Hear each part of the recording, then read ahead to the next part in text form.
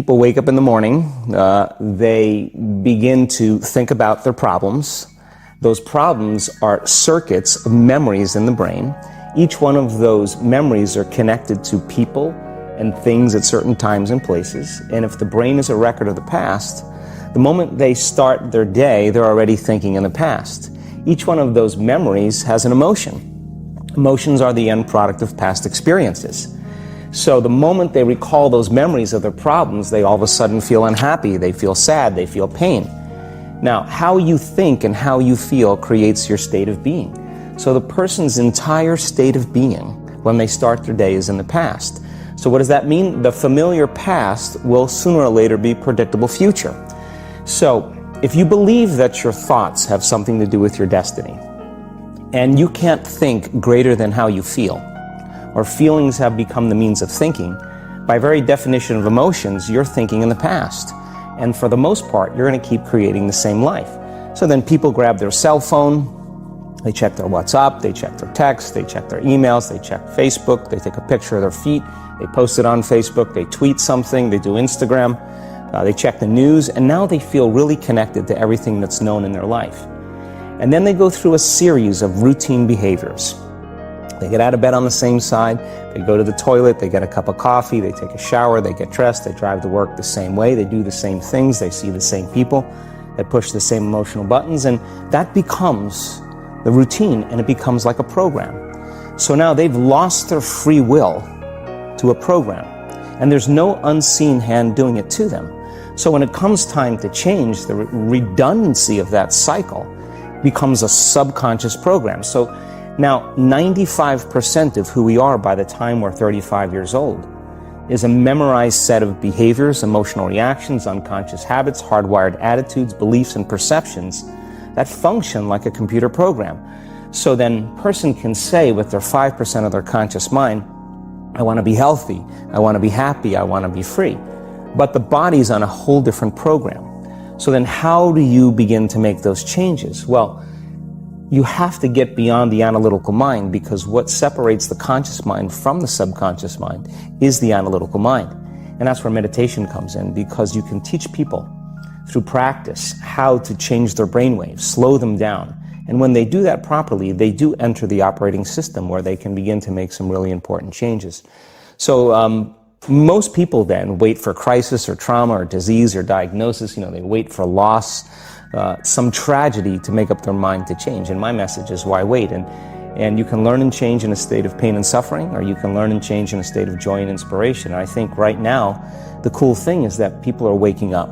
Most people spend 70% of their life living in survival and living in stress. So they're always anticipating the worst case scenario based on a past experience. And they're literally, out of the infinite potentials in the quantum field, they're selecting the worst possible outcome, and they're beginning to emotionally embrace it with fear. And they're conditioning their body into a state of fear. Do that enough times, the body has a panic attack without you. You can't even predict it because it's programmed subconsciously. So people become addicted to the rush of those emotions, and they use the problems and conditions in their life to reaffirm their limitation, so at least they can feel something. So now when it comes time to change, you say to the person, why are you this way? Well, every time they recall the event, they're producing the same chemistry in their brain and body as if the event is occurring, firing and wiring the same circuits and sending the same emotional signature to the body. Well, what's the relevance behind that? Well, your body is your unconscious mind. In a sense, if you're sitting down and you start thinking about some future worst case scenario that you're conjuring up in your mind, and you begin to feel the emotion of that event, your body doesn't know the difference between the event that's taking place in your world, outer world, and what you're creating by emotion or thought alone. So most people then, they're constantly reaffirming their emotional states. So when it comes time to give up that emotion, they can say, I really want to do it. But really, the body is stronger than the mind because it's been conditioned that way. So the servant now has become the master.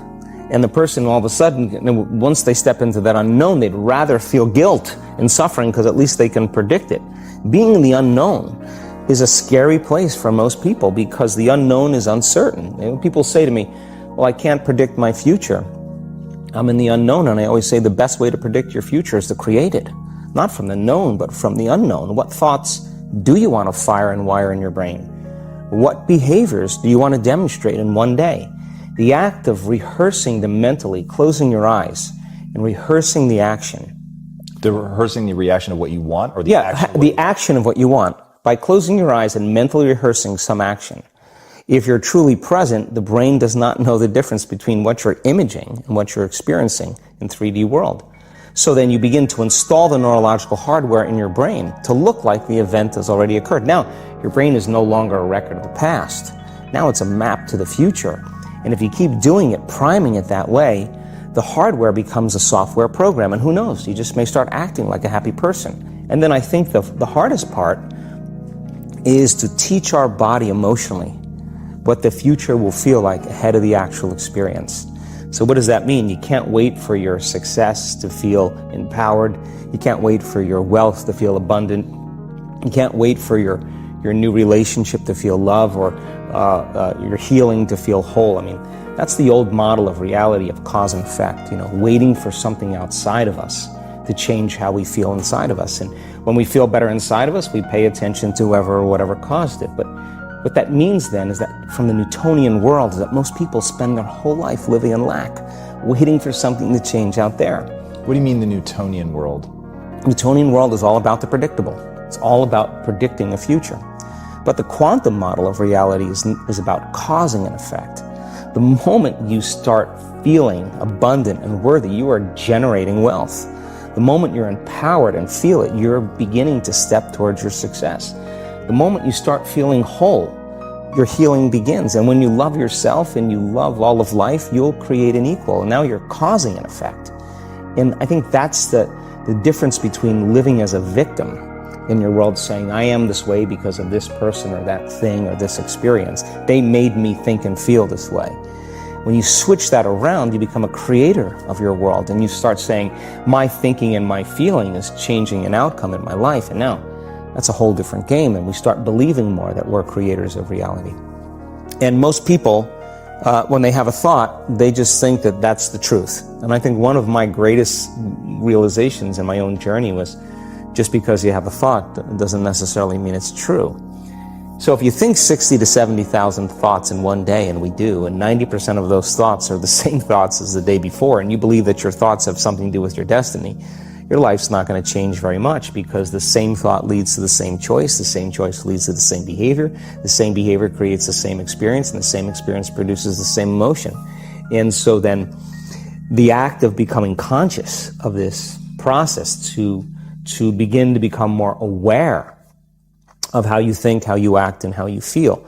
It's called metacognition. And so then, why is that important? Because the more conscious you become of those unconscious states of mind and body, the less likely you're going to go unconscious during the day. And that thought is not going to slip by your awareness unchecked, because it means to know thyself. The word meditation means to become familiar with. So as you become familiar with the thoughts, the behaviors, and the emotions of the old self, you're retiring that old self. As you fire and wire new thoughts and condition the body into a new emotional state, if you do that enough times, it'll begin to become familiar to you. So it's so important, just like a garden. If you're planting a garden, you got to get rid of the weeds. You got to take the plants from the past year and you got to pull them out. The rocks that sift to the top that are like our emotional blocks, they have to be removed. The soil has to be tenderized and broken down. We have to make room to plant a new garden. So primarily, we learn the most about ourselves and others when we're uncomfortable. Because the moment you move into that uncomfortable state, normally a program jumps in. When that program jumps in, it's because the person doesn't want to be in the present moment and engage it consciously. If you're not being defined by a vision of the future, then you're left with the old memories of the past, and you will be predictable in your life. And if you wake up in the morning and you're not being defined by a vision of the future, as you see the same people and you go to the same places and you do the exact same thing at the exact same time, It's no longer that your personality is creating your personal reality. Now your personal reality is affecting or creating your personality. Your environment is really controlling how you think and feel unconsciously. Because every person, everything, every place, every experience has a neurological network in your brain. Every experience that you have with every person produces an emotion. So some people will use their boss to reaffirm their addiction to judgment. They'll use their enemy to reaffirm their addiction to hatred. They'll use their friends to reaffirm their addiction to suffering. So now they need the outer world to feel something. So to change then is to be greater than your environment, to be greater than the conditions in your world. And the environment is that seductive. So then why is meditation the tool? Well, let's sit down, let's close our eyes. Let's disconnect from your outer environment. So if you're seeing less things, there's less stimulation going to your brain. If you're playing soft music or you have earplugs in, less sensory information coming to your brain, so you're disconnecting from your environment. If you can sit your body down and tell it to stay like an animal, stay right here. I'm going to feed you when we're done. You can get up and check your emails, you can do all your texts, but right now, you're going to sit there and obey me. So then, when you do that properly, and you're not eating anything or smelling anything or tasting anything, you're not up experiencing and feeling anything, you would have to agree with me that you're being defined by a thought, right? So when the body wants to go back to its emotional past, and you become aware that your attention is on that emotion, and where you place your attention is where you place your energy, you're siphoning your energy out of the present moment into the past, and you become aware of that. And you settle your body back down in the present moment, because it's saying, well, it's 8 o'clock. You normally get upset because you're in traffic around this time. And here you are sitting, and we're used to feeling anger, and you're off schedule. Oh, it's 11 o'clock, and you usually check your emails and judge everybody. Well, the body's looking for that predictable chemical state. Every time you become aware that you're doing that, and your body is craving those emotions, and you settle it back down into the present moment, you're telling the body, it's no longer the mind, that you're the mind. And now your will is getting greater than the program. And if you keep doing this over and over again, over and over again, over and over again, just like training a stallion or a dog, it's just going to say, I'm going to sit. And the moment that happens, and the body's no longer the mind, when it finally surrenders, there's a liberation of energy. We go from particle to wave, from matter to energy, and we free ourselves from the chains of those emotions that keep us in the familiar past. And we've seen this thousands of times. In fact, we can actually predict it now on a brain scan.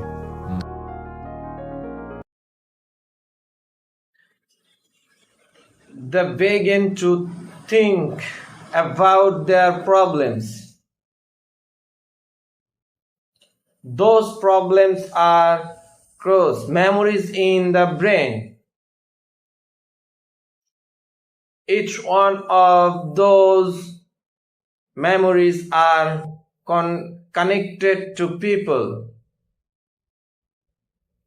and think at creation time and place. And if the brain is a record of the birth, the moment they start the 3 days, there are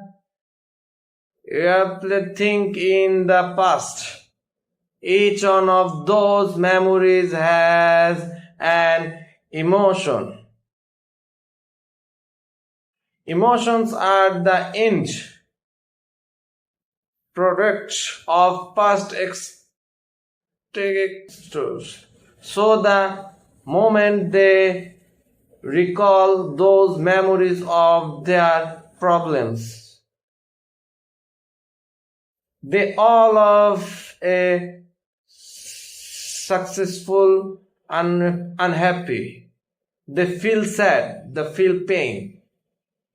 Now, how you think and how you feel creates your stars of being. So that person enter a star of being when they start their day is in the past. So what? the family past will sooner or later be predictable future. So if you believe it that you thought have something to do, why? With what with you and you can't think greater than how you feel or feeling have become the means of things.